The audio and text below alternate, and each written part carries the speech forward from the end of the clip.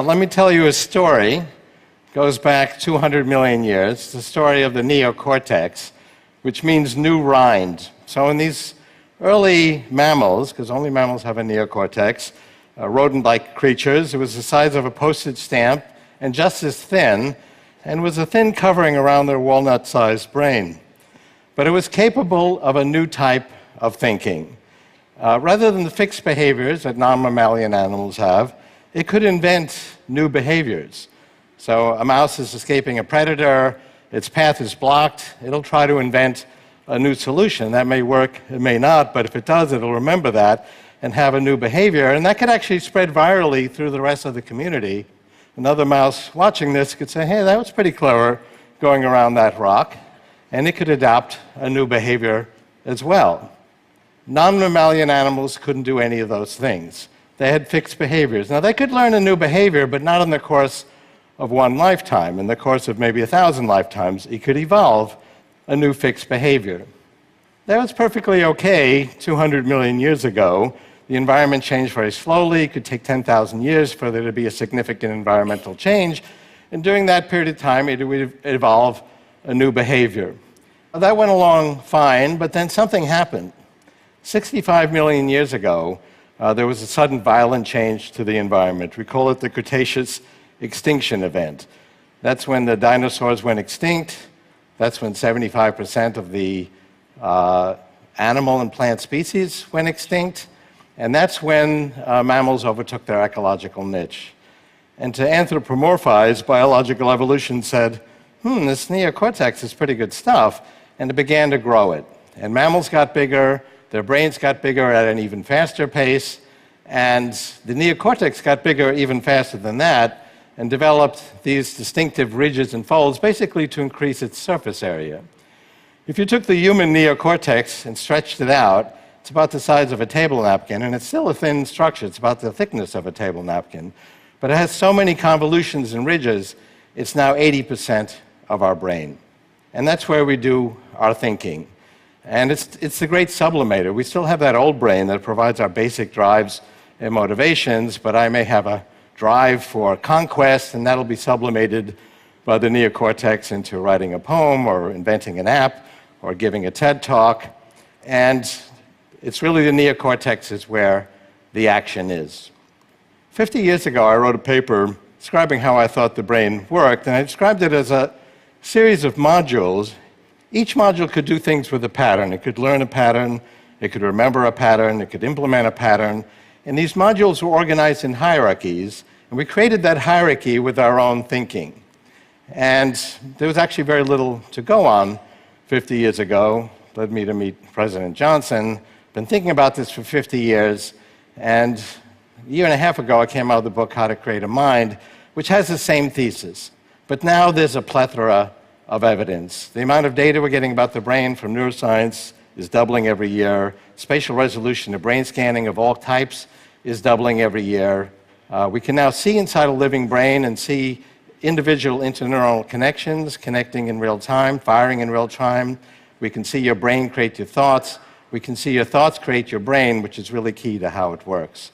So let me describe briefly how it works. I've actually counted these modules. We have about 300 million of them, and we create them in these hierarchies. So I'll give you a simple example.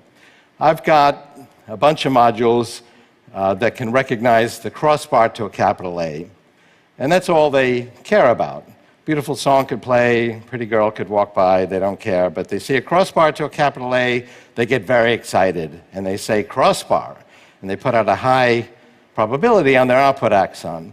That goes to the next level, and these layers are organized in conceptual levels. Each is more abstract than the next one. So the next one might say capital A.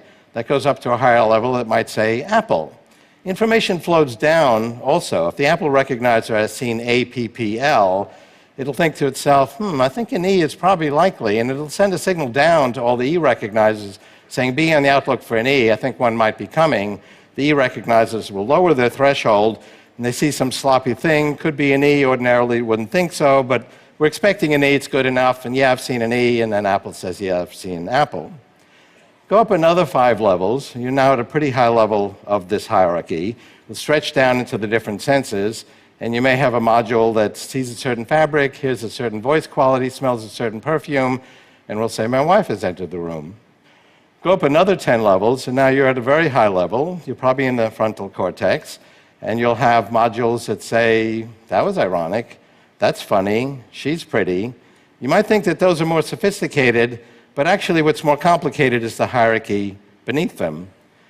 There was a 16-year-old girl, she had brain surgery, and she was conscious because the surgeons wanted to talk to her. You can do that because there's no pain receptors in the brain. And whenever they stimulated particular, very small points on her neocortex, shown here in red, she would laugh. So at first they thought they were triggering some kind of laugh reflex. But no, they quickly realized they had found the points in her neocortex that detect humor, and she just found everything hilarious whenever they stimulated these points. You guys are so funny just standing around was a typical comment. And they weren't funny, not while doing surgery. So, how are we doing today?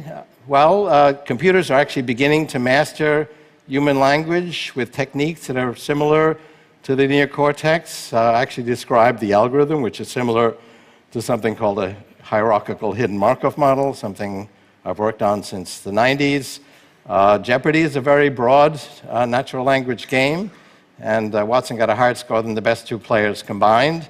It got this query correct: a long, tiresome speech delivered by a frothy pie topping, and it quickly responded, what is a meringue harangue?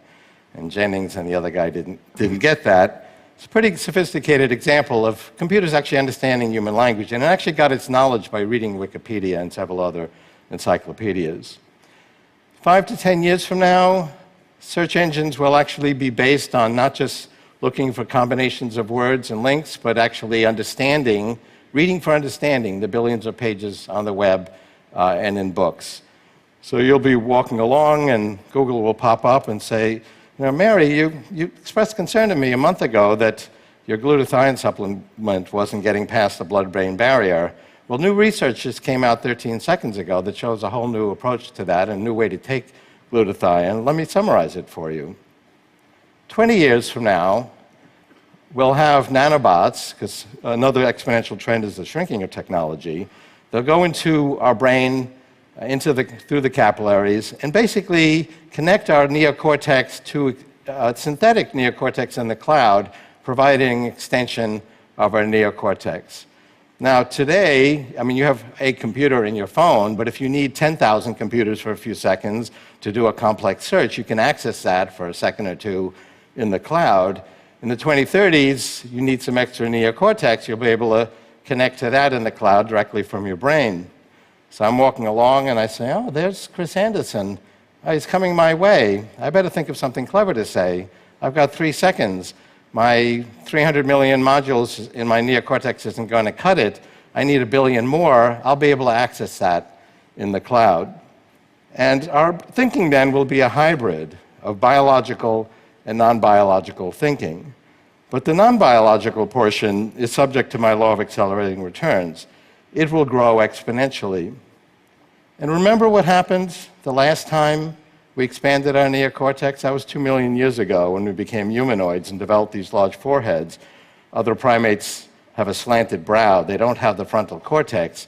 But the frontal cortex is not really qualitatively different. It's a quantitative expansion of neocortex. But that additional quantity of thinking was the enabling factor for us to take a qualitative leap and invent language and art and science and technology and TED conferences. No other species has done that. And so over the next few decades, we're going to do it again. We're going to again expand our neocortex, only this time it won't be limited by a fixed architecture of enclosure. It'll be expanded without limit. That additional quantity will again be the enabling factor for another qualitative leap in culture and technology. Thank you very much.